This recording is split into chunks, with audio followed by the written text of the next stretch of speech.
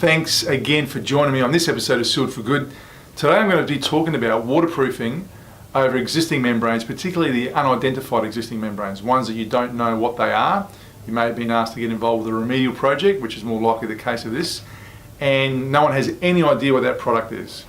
And I've got lots of experience in this area over the years, and it's an important one to consider because you need to consider a lot of things. Firstly, there should be very, very few occasions when you do not remove an existing membrane, because you have to understand that you are inheriting that job, that surface, and if you go over an existing coating or an existing membrane, then it's your baby, you own it.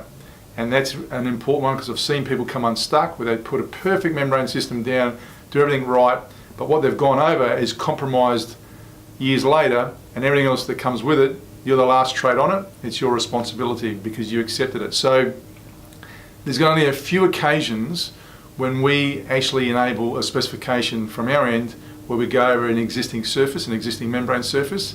But if you are having to consider that, you need to look at a couple of things. And there are a couple of legitimate reasons why. Firstly, some of the old membrane systems that are out there could have, they look like they're fibre reinforced, but some of them actually could have asbestos in them.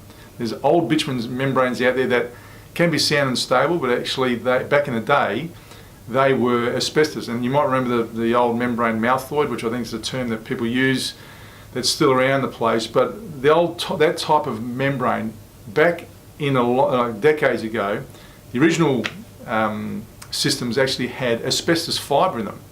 And so even with the removal factor there, you've got a major cost and a major hazard. Now in some states you are able to encapsulate asbestos. Not all states, but some you are. So you need to ensure firstly you're complying with the state regulations that you can. And if it's sound and stable, what can you put on top of it? Now I'll tell you a trick that we've used on many sheet membrane systems where we've had that situation where there's been bitumen.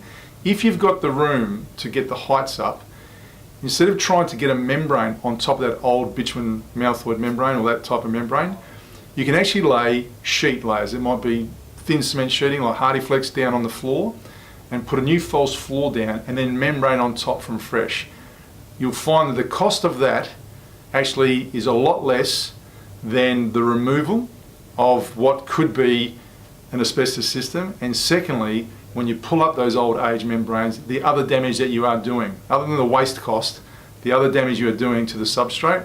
So laying that false floor down, whether you either nail it or screw it in or glue it down in some way, and then you've got a fresh surface you can put your membrane on. And so even though you're not going to the original substrate, you've formed a new surface to get your membrane on, and it's a really good way to rest assured that you can do it properly.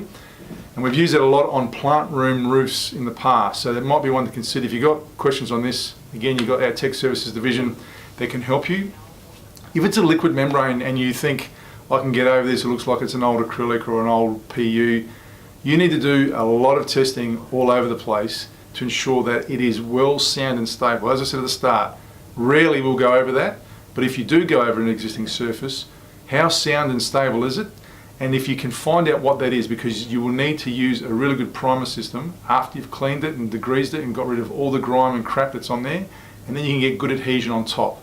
So check all those things out. Don't leave anything to chance, particularly when you're going over existing surfaces, because as I said before, you are going to be the one that's responsible if things go to mush later on.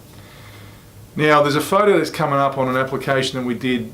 Well, we had a client who did Gripset 38 in a bathroom, and some clown has come in afterwards and spray painted the ceilings and the walls, and all the overspray of paint is on the membrane, which you can see now.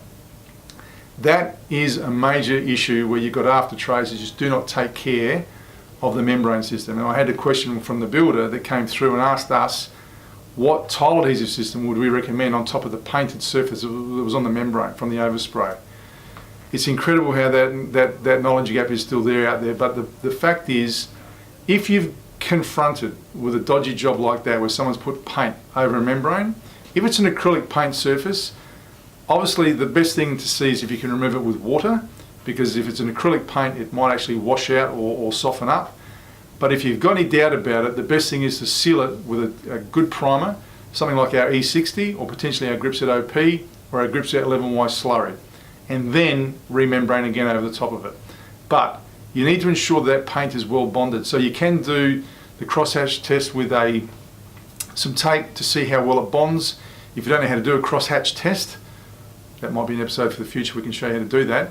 But you can check the adhesion of the coating on the membrane, on the surface, and then you can go over the top of that if you can't wash it down. But you just cannot think, oh, it's a painted surface, I'll just go over it again. If it's a solvent paint that's gone over a water-based membrane, you then need to talk to your client about potential removal of the whole thing, because there could be a reaction between the solvent and the water-based system.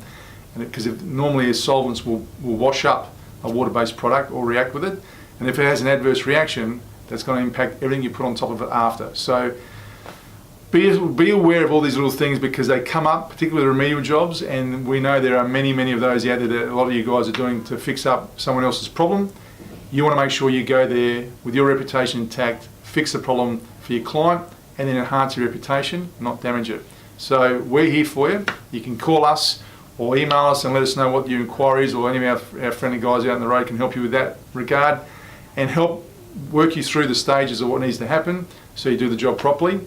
Because they're the ones you want to make sure that if you're not 100% certain, it might be time to walk away, not just stay there thinking you can earn some income for the day and take it by chance. Again, any questions, please fire me our way. Don't forget to subscribe to Sealed for Good. I'll see you in the next episode.